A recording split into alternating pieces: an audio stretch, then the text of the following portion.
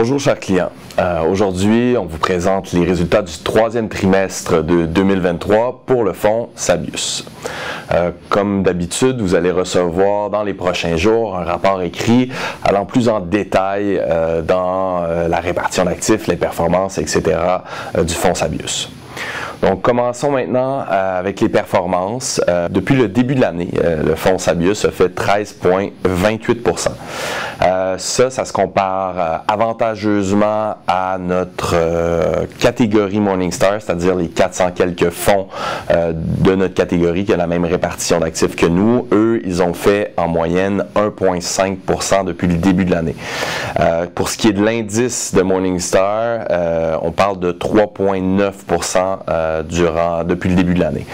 Donc, c'est une très bonne surperformance, comme vous pouvez voir. Malgré tout ça, on peut voir quand même qu'il y a eu un recul de presque 2% du fonds dans le troisième trimestre, mais ça se compare vraiment très bien par rapport au recul qu'on a vu dans le reste du marché. Donc, on parle des obligations canadiennes qui ont reculé de 3,8% durant le trimestre, ou même le MSCI Monde, donc qui représente les actions des pays développés dans le monde, qui ont perdu 3,49% depuis le dernier trimestre. Donc, avec une perte de 2% de Sabius, on se compare avantageusement, et même sur l'année totale, c'est une très bonne surperformance. Donc, on est très content des performances. Qu'est-ce qui explique ça? La répartition d'actifs de Sabius est environ 20% de revenus fixes et de liquidités à court terme, 50% d'actions, il y a 20% de notes structurées et il y a maintenant 10% d'actifs réels. Donc ici, on parle de fonds d'agriculture en direct, on parle d'infrastructure et on parle d'immobilier, mais un immobilier bien spécifique, un immobilier de logistique, donc des entrepôts par exemple qui vont desservir des géants du commerce en ligne comme Amazon par exemple. Donc c'est très spécifique parce qu'on pense qu'il y a certains pans de l'immobilier qui vont avoir plusieurs trimestres, voire quelques années très difficiles avec l'augmentation des taux d'intérêt. Mais donc pour cette partie d'actifs réels-là, on est très content d'être investi pour une raison simple, c'est des revenus qui sont très stables et qui nous protègent d'une certaine manière de l'inflation si elle était pour perdurer.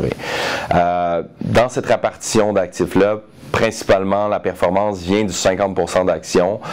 Donc, ce qui est intéressant, c'est qu'avec ce 50% d'actions-là, on était capable de chercher plus de performance que les indices 100% actions. Donc, notre sélection de titres a été très bonne jusqu'à maintenant. On pense le portefeuille est très bien bâti pour l'avenir. Donc, ce qui est particulier, c'est qu'il y a très peu de consensus par rapport à l'avenir présentement. Au début de l'année, il y avait 70% des analystes et commentateurs qui jugeaient qu'il allait avoir une récession en 2023.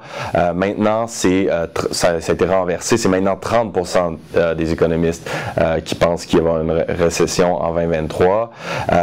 Donc, l'idée, vu qu'on n'a pas de boule de cristal, c'est de construire un portefeuille qui est résilient. Qu'est-ce que ça veut dire résilient? Ça veut dire des entreprises qui ont des revenus de qualité, qui vont être capables de performer un peu importe le cycle, donc qu'il y ait récession ou non. Donc il y a très peu d'entreprises qui ont ce genre de caractéristiques-là, donc c'est pour ça que notre portefeuille est très concentré dans des entreprises de qualité très solide. C'est ce qui nous a permis de surperformer, mais aussi si jamais il y avait un ralentissement économique, peu importe, on croit que ces entreprises-là vont pouvoir surperformer dans cet environnement-là. Du côté du marché obligataire, c'est la première fois depuis très longtemps qu'on est constructif sur ce marché. Alors pour plusieurs raisons, il y a eu une appréciation rapide des taux d'intérêt et donc depuis 3 ans, en fait, le marché obligataire a été négatif, ce qui est extrêmement rare. Et avant ça, on avait des taux d'intérêt qui était très faible. Donc la classe d'actifs, le revenu fixe ne jouait pas très bien son rôle de protéger et d'aller chercher un rendement dans les dernières années. À partir de maintenant, en fait, on pense qu'on peut être constructif d'aller chercher un rendement qui est très intéressant avec un risque qui est relativement faible, mais aussi ce qui est intéressant d'aller chercher de la durée dans l'environnement actuel, c'est qu'on peut même se protéger contre un ralentissement de l'économie ou une baisse des taux d'intérêt, ce qui était très difficile dans l'environnement précédent. Donc, ça commence à être intéressant comme investissement.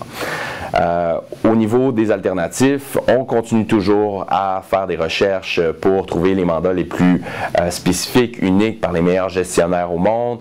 C'est pour ça que durant les derniers trimestres, on a fait 2 visites aux États-Unis, une à San Francisco, comme vous avez peut-être pu voir dans une vidéo précédente, où est-ce qu'on a rencontré des gestionnaires de portefeuille. Et plus récemment, nous avons fait une visite à Los Angeles où on a participé à une des plus grandes conférences au monde d'investissement alternatif qui regroupait plus de 1000 participants. Là, on a rencontré non seulement des gestionnaires de portefeuille, des économistes qui nous ont parlé de plein de sujets, incluant l'intelligence artificielle, évidemment, qui est un incontournable maintenant, mais on a rencontré aussi, il y avait près de 700 conscients placements indépendants.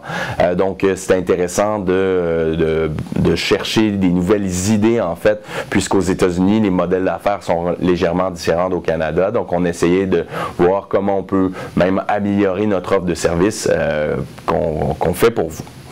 Donc, en conclusion, les performances de Sabius de 13,28 depuis le début de l'année par rapport à ces indices, c'est très satisfaisant pour nous, mais on ne s'assoit pas sous nos lauriers. On pense qu'on a une construction de portefeuille qui est très résiliente et on pense qu'il va falloir être très actif, disons, dans la prochaine année pour continuer à générer des rendements excédentaires et compter sur nous, en fait, pour être très actif et profiter d'opportunités de marché. Merci et bonne journée.